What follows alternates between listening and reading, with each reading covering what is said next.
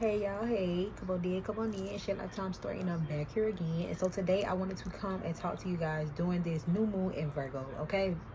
So the new moon in Virgo energy is officially today, but it has started, I think it started Thursday, right? So if you don't know, the Virgo energy is ruled by the seventh house, which is also ruled by the planets of Mercury. So it deals with a lot of critical thinking, okay? Whether it's you critically thinking about yourself or thinking about others. Virgo is the energy to think and analyze about things. So today with this Virgo new moon, you guys may have had this energy where you were being more aware of what is going on in your environment based on the things that you feel internally, right? So Virgo is in the sun, right? We have Virgo in the sun placement, and we also have Virgo in our moon placement.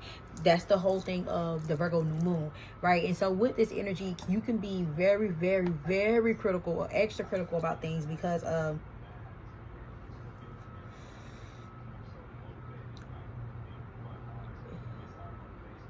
the ability to think and use your mind to actually process and organize your way of thinking, right? So with this Virgo energy is usually the energy where you would like to put your focus on putting in some work, right? Whether this is you putting in work not only at a job or somebody else's job when you're signed to get a certain check or something like that, but actually you putting in the work into a system or a program or a community that you actually put a part in so that you can get a better or bigger investment out of it that you need, right? And so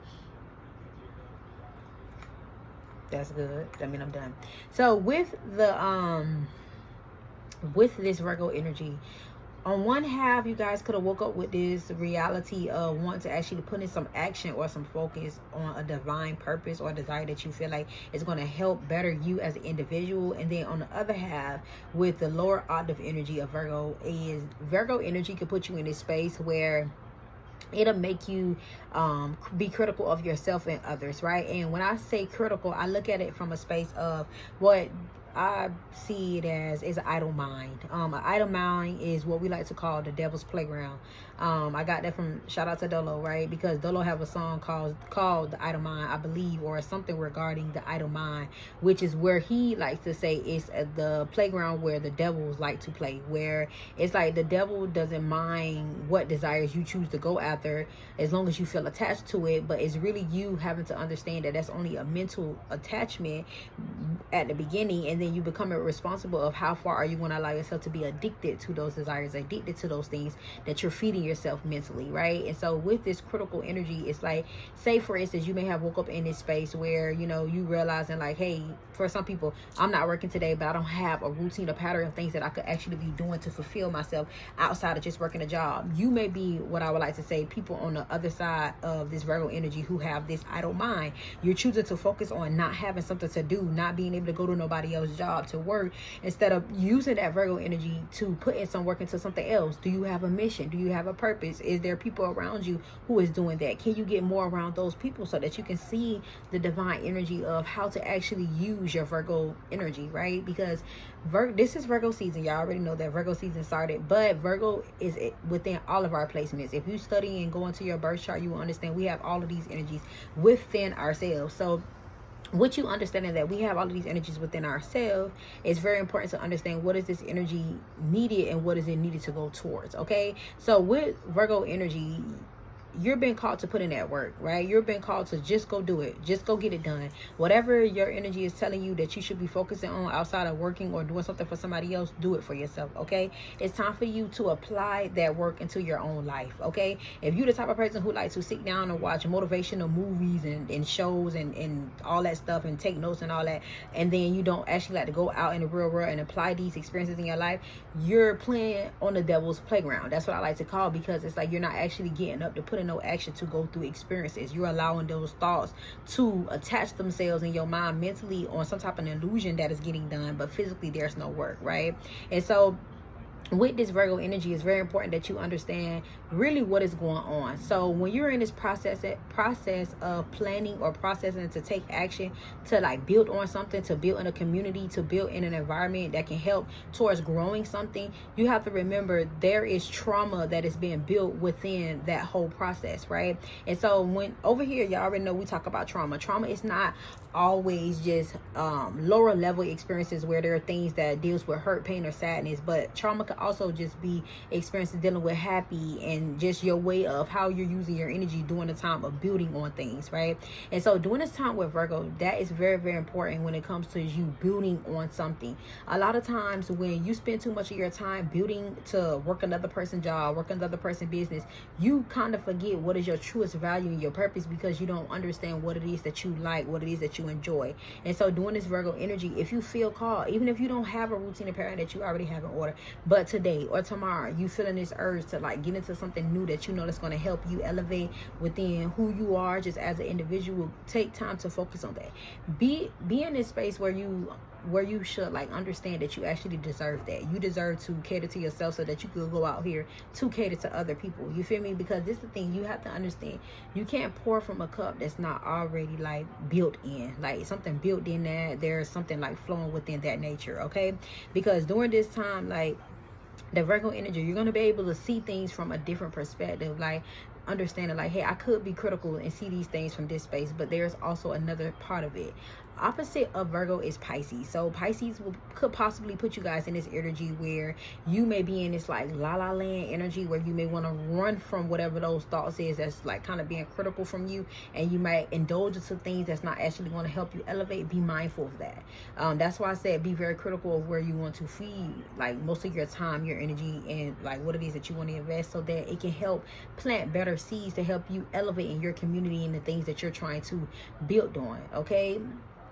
So one of the things that I wanted to talk about as well is if you're into studying a lot about who you are as an individual, I like to learning about birth chart, right? And so with me, I have 11th house in Virgo. So with my 11th house being in Virgo, I always like to go in whenever we're having a new moon or moon energy in general. I like to go and see where that energy is playing out in my chart, so I can be critical over analyzing what it is that I'm supposed to be doing, okay? So I have Virgo in the 11th house, and Virgo being in the 11th house deals with me building on taking action towards who and what is in my association, who and what is in my environment. Y'all know 11th house deals with Aquarius. Aquarius is the association. It deals with all things and everything. Like it's a part of each and every nature, because it can like, it's the energy of connecting with source or connecting with its all, okay? And I feel like when you really begin to understand like your energy is important when it comes towards what it is that you're trying to build on, because based on whatever foundation you're trying to build in,